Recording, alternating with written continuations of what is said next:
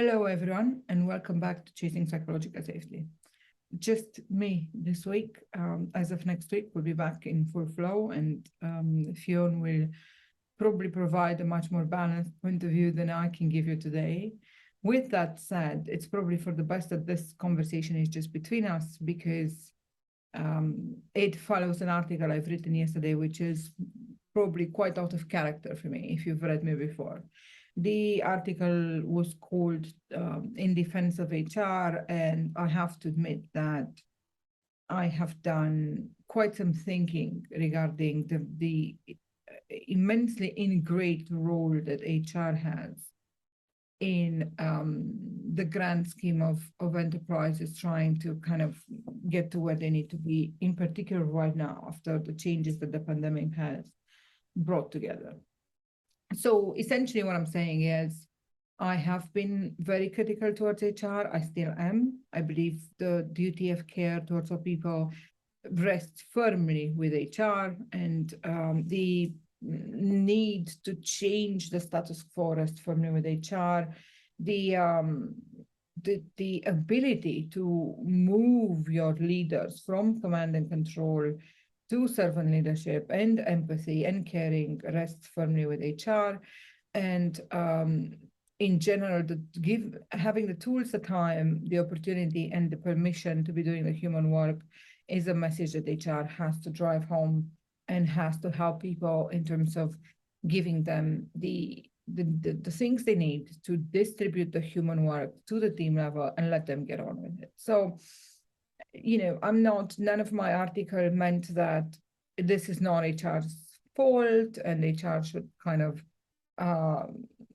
wash their hands of the entire conversation and essentially just put their hands up and say, this is not my business, not my fault, I've tried my very best and I'm out.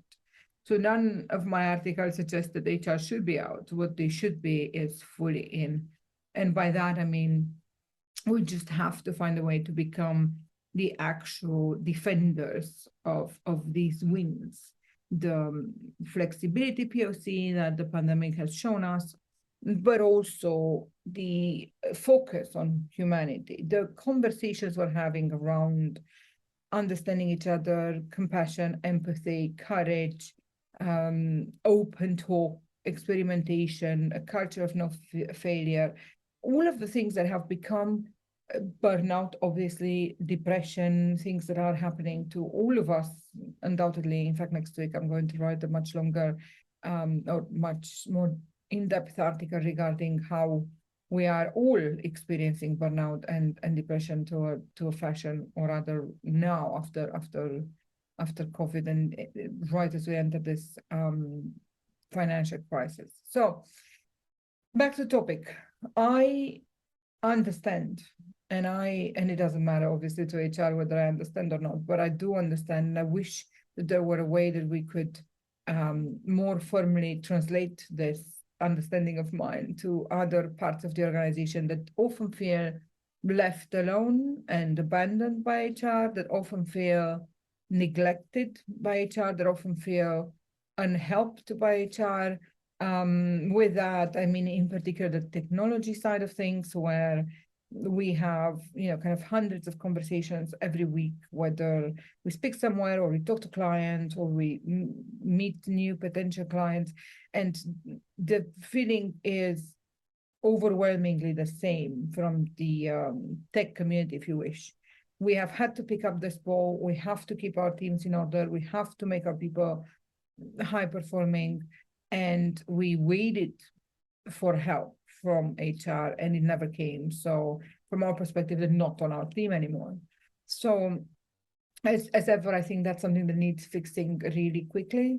In my book, I talk extensively about this gap between HR and technology, and where the knowledge and understanding and goodwill to do right by our people and lower our human debt rests. Unfortunately, the vast majority of those efforts these days are in the technology field, probably because, and mostly because, HR is so bogged down and so busy doing all the other things. And it's time for HR, like I said before, to just say no to the other things, to just say, this is admin. Anyone can do payroll. I won't be organizing a program that's practically something that any other department could have done, or anyone else could have done, or a piece of software could have done. What I will be doing is use my gifts of comprehending people and emotions to transmit that down the line, and have people have these same capabilities so they can grow. So I just need HR to be stepping up for themselves and stepping up for this moment of work and say, mistakes have been made. We've learned. What we've learned is that we have human debt. We've learned that this human debt can only be fixed by doing the actual human work. And we will never see the human work being done until we harmonize with this, and we pay people for their performance, and we sit down with them, and we measure data, and we instill a culture of a growth mindset and continuous improvement in the minds of our employees, instead of spending time micromanaging them or asking them to come back on Wednesdays, or kind of sending them a coloring book at home. So big to-dos ahead. I do sympathize with the job HR has.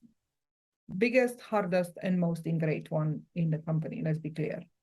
But I also think HR needs to grab it back from whoever has stepped up meanwhile, and do it better, because while the heart is there and the knowledge is there, the execution on human topics hasn't quite been there.